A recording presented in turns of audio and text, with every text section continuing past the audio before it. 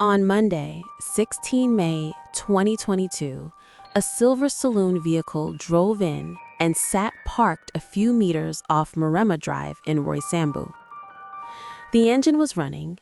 The driver remained seated, waiting.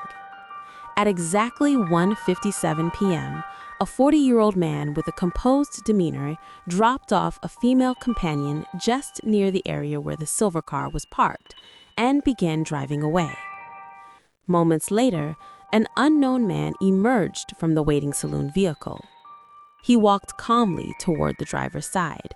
No shouting, no hesitation. The gunman drew a pistol, stared briefly into the driver's seat, and fired several shots at close range through the window. The driver collapsed instantly.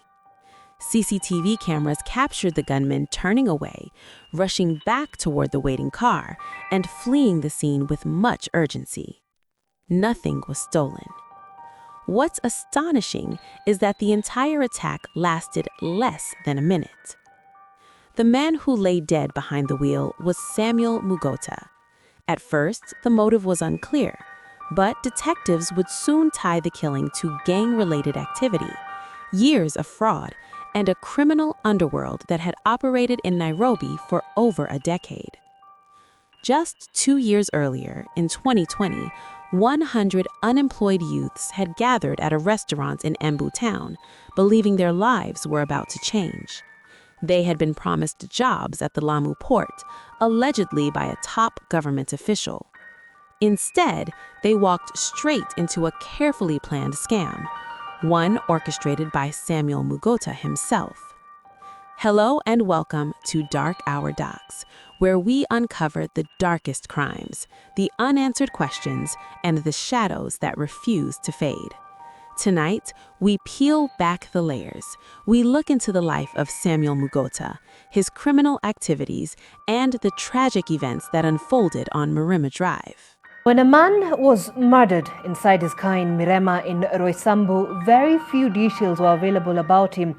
Well, tonight, the Directorate of Criminal Investigations has shared details that point to a criminal record spanning the last decade. Not even the...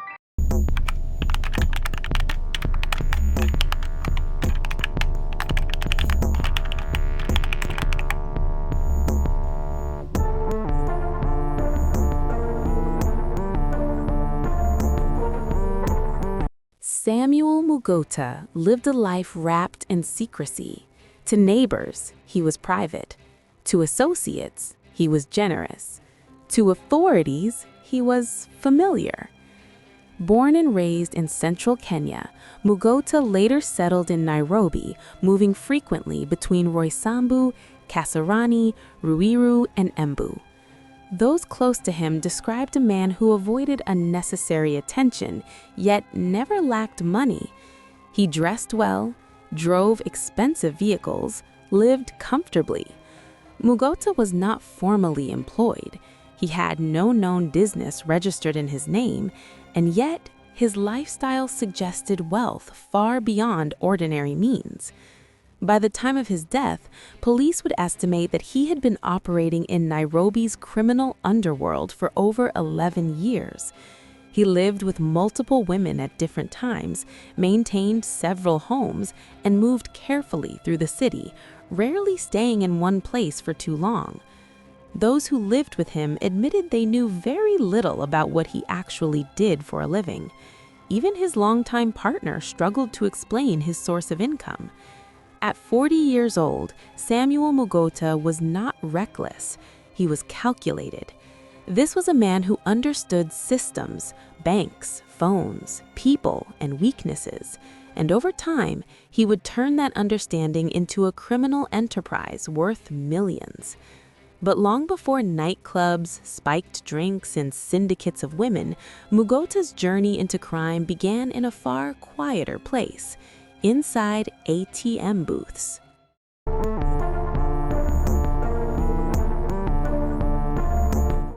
Samuel Mugota's criminal career began around 2011, quietly and without violence.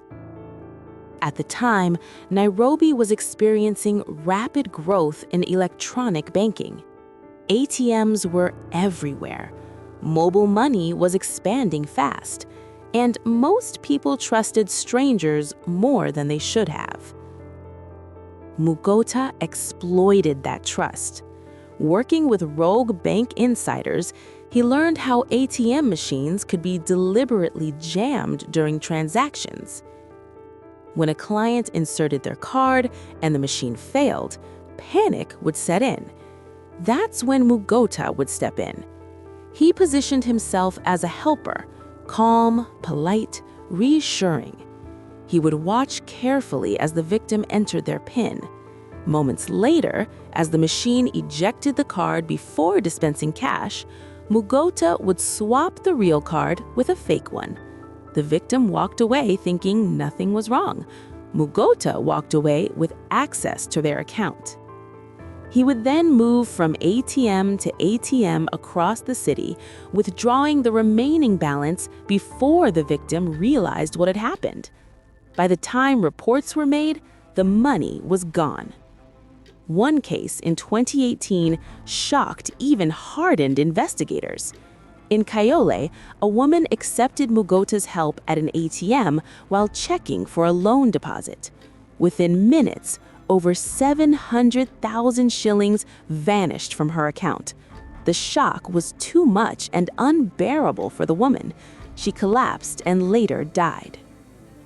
That incident brought Mugota onto the radar of economic crimes detectives. Few months later, he was arrested, charged, and then released. Investigators later alleged that bribery and influence helped him walk free, and it was after this brush with serious consequences that Mugota changed tactics. He decided ATM booths were too risky.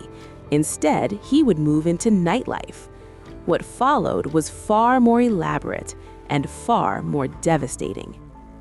Mugota recruited over 50 women, young, attractive, and well-trained. They operated as a coordinated syndicate across Nairobi's entertainment spots. Their mission was simple: target men, drug them, steal from them. Clubs along Kiambu Road, Kasarani, Ruaka, Kamiti Road, and Mombasa Road became hunting grounds. Places like Club Switch, Whiskey River, Red Lion, Oklahoma Choma Zone, La Cascada, Aroma, and Backroom. The women entered clubs confidently, ordered expensive drinks, and blended in. When a man showed interest, the routine began. First, charm, then conversation, then a small request, airtime credit, just 100 shillings, enough to secretly watch the victim enter their mobile money PIN. Later, as the man grew intoxicated, the woman would suggest leaving together. Before that, she would propose that the victim consumes an energy drink for the supposed task ahead. Without knowing, his drink would be spiked.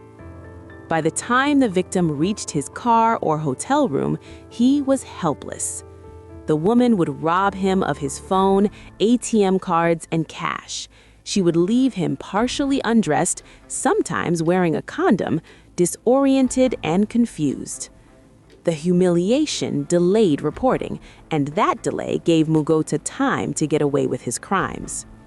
With the stolen phones and SIM cards, Mugota contacted customer care lines pretending to be the victim. He reset mobile money pins, took loans from apps, transferred funds, and drained accounts. But Mugota went further. In 2020, he orchestrated one of his boldest schemes in Embu town.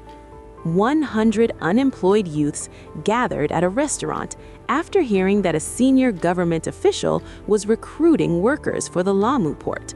Unfortunately, that government official did not exist. Mugota introduced himself as the recruiter. He collected names, ID copies, and contacts, then told them each to open 3 bank accounts and register new SIM cards for salary processing. To gain trust, he paid for food. The victims were well fed with nyama choma and drinks. This, for Samuel, was to be a small investment for a big return.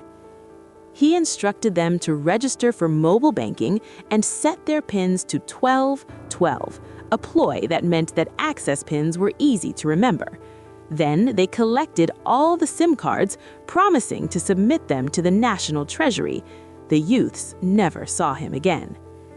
Those SIM cards became laundering tools, their accounts used to receive stolen funds, masking Samuel's trail. By the time detectives traced transactions, they found confused youths who had no idea crimes were being committed in their names. By now, Samuel was a multi-millionaire. He owned multiple properties in Rui and Nairobi, drove several vehicles, including Nissan X-Trails, Toyota Fielders, a Mercedes, and a Honda CR-V. He lived lavishly, quietly. Police records later revealed that he'd been arrested over 30 times, mentioned in more than 30 active cases, and arraigned in nearly every major court in Nairobi. Yet he remained free until May 2022.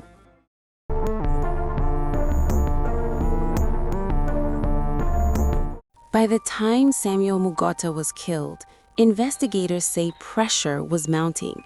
Victims were reporting cases in increasing numbers. Women from his syndicate were being arrested. Accounts were being traced. Names were surfacing. Someone knew too much. On Monday afternoon, 16 May 2022, Mugota was driving his Honda CR-V along Mirema Drive in Roysambu.